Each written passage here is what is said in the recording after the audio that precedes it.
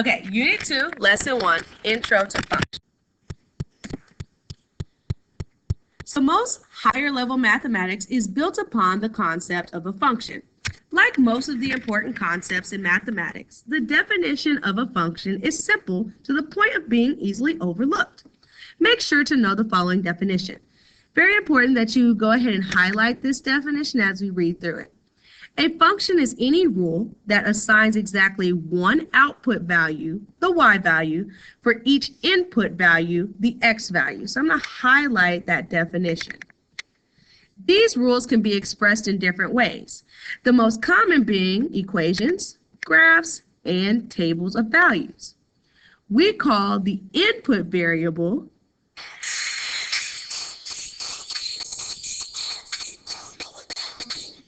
independent, and the output variable the dependent.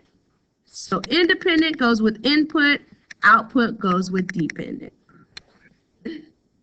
Exercise 1. An internet music service offers a plan whereby users pay a flat monthly fee of $5 and can then download songs for 10 cents each. So important here is that we have to pay a flat monthly fee of $5 and can download songs for 10 cents per song. Part A says, what are the independent and dependent variables in the scenario? So in our case, the independent is going to be the number of downloads.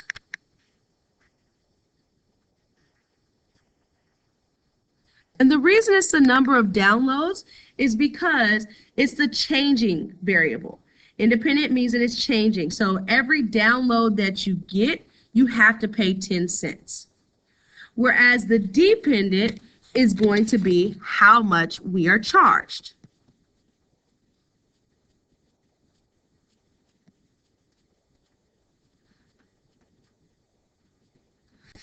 And that's because the dependent is dependent on how many songs that we actually purchase, and then the $5 flat monthly fee that we have to pay, it gives us our total of what we owe for the internet music service.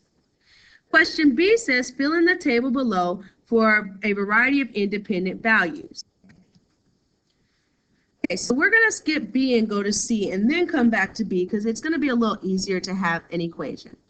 Letter C says, let the number of downloads be represented by the x variable and the amount charged in dollars be represented by the variable y.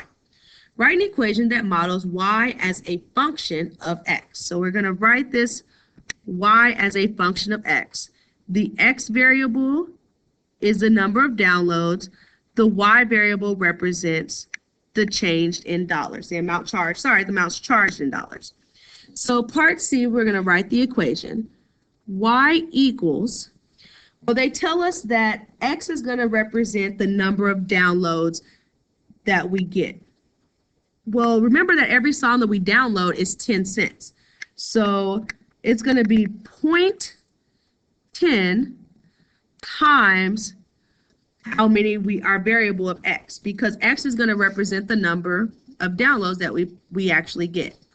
Well, then they tell us that it's a $5 flat rate monthly fee. So plus the $5 fee that we'll have to pay. Therefore, this is our equation. So in part B, it makes it a little easier to go ahead and fill out our equation. So I'll do the first one off to the side here so you can see how it works. So we have y equals 0.10 times x plus 5.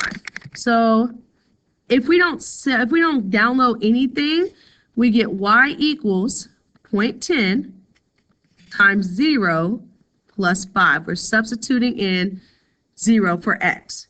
So that means 0.10 times 0 plus 5 gives us $5. So that's how much we'd be charged if we didn't download anything. You can figure out the rest of them. Just plug in 5 for your x and find out how much money you get. So for 5, if we plug in download 5 songs, we'll pay $5.50. So I hope you got all of these values after plugging them in. All right, part D. Based on the equation you found in part C, produce a graph of this function for all values of x on the interval of 0 less than or equal to x less than or equal to 40, meaning that we really only want the values from 0 to 40. So notice here on your graph, this goes from 0 to 40. We're going to go ahead and scratch that last part, though. And record. Okay, so let's go ahead and begin to make a table for this. We're not going to graph this on a calculator. So we have, I'm going to go ahead and create an x, y table. It's another form of how we can set up a function. So I'm going to let my x values be those that are exactly going by tens based on this number of downloads. So I want to make sure I have a plot at each number. So I'll go 0, 10, 20, 30, 40.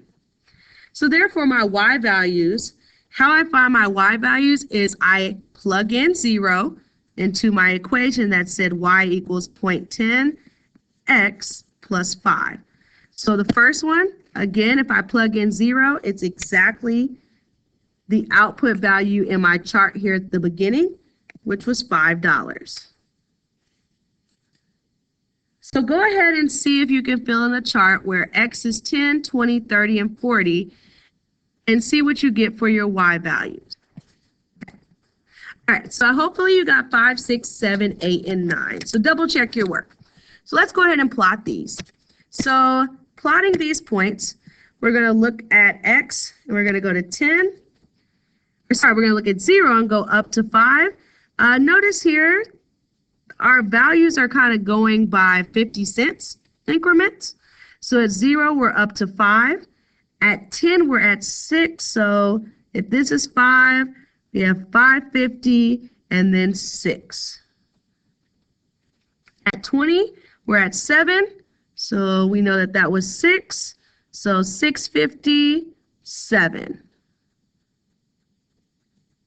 And for 30, it's at 8. And we know that that's 7.50. So the next one would be 8. And the last one is 40, which would be at 9. Just right about there.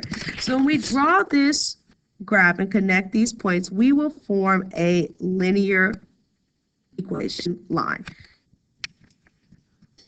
Exercise 2. One of the following graphs shows a relationship where y is a function of x and one does not. So let's explore. First, A says draw a vertical line whose equation is x equals 3 on both graphs. So let me just scroll down a little bit here, okay? Let's do our straight line, change it to red. X equals 3, so I'm going to go to 3 on the x.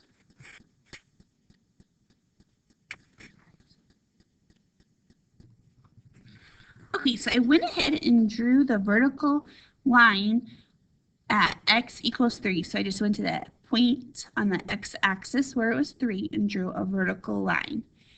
Now it says B says give all output values for each graph at an input of 3. So remember, input is your x. So I'm going to go ahead and just highlight where the graph meets that vertical line. So with the relationship A, we have it's met at 2 different spots. And at relationship B, it's intersected at 1. Therefore, we have the output value, which is your y value, for relationship A would be 4 and negative 4. Because my 2 intersection points here are 3, 4,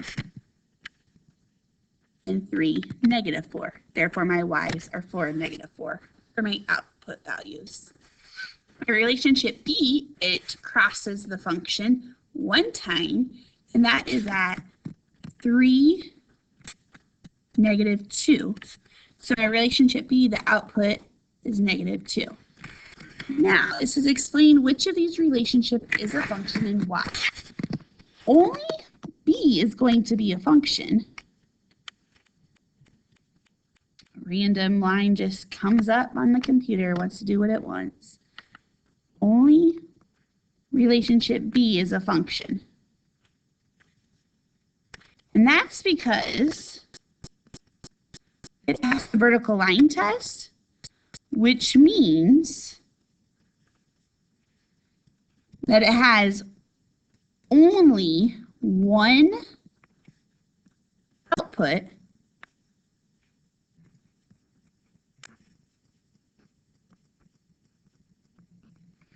for a given input.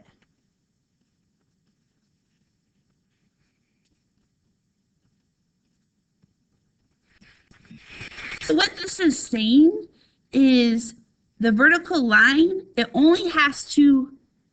can only cross the function in one place. So if I were to move this vertical line on function A across, it is hitting that vertical line more than one time, in more than one place at a time.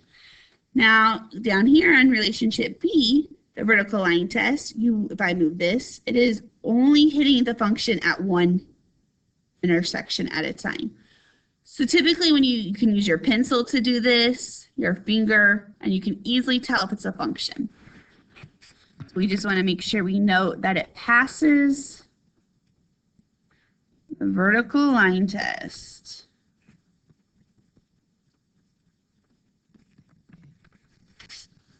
Exercise 3, the graph of the function y equals x squared minus 4x plus 1 is shown below. So A asks to state this function's y-intercept.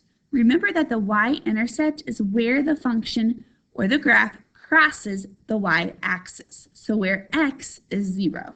So that point would be right there. And that would be 0, 1, or y equals 0. Excuse me, y equals 1.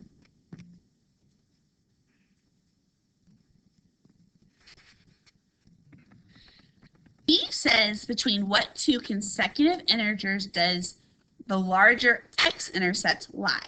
So the x-intercept is also going to be known as zeros later down the road. But we need to first identify where the x-intercepts are. So I'm going to change my highlighter color. And it crosses the x-axis right there and then right there. Well, we have a smaller and then a larger x-intercept. So that larger x-intercept is going to be right here. And that goes between the 3 and 4. So it goes between those 2 points, 3 and 4. So you would just write 3 and 4. Next, it says draw the horizontal line y equals -2 on this graph. So I'm going to go to y equals -2, and I'm just going to draw a horizontal line through y equals 2. Using these two graphs, find all values of x that solve the equation below. What this is asking is to find where the x values or the input values of where the two functions intersect. So where do they cross? Where do they meet? And what are those x values? So let's just take a look here. These are the two spots that they intersect, that they meet. And what are those x values? So the two spots that they meet are 1, -2, and 3, -2. So if it's just asking for the x values or the input values, your answer is going to be 1 and 3. That's Unit 2, Lesson 1 video notes. Come prepared to ask any questions you may have tomorrow.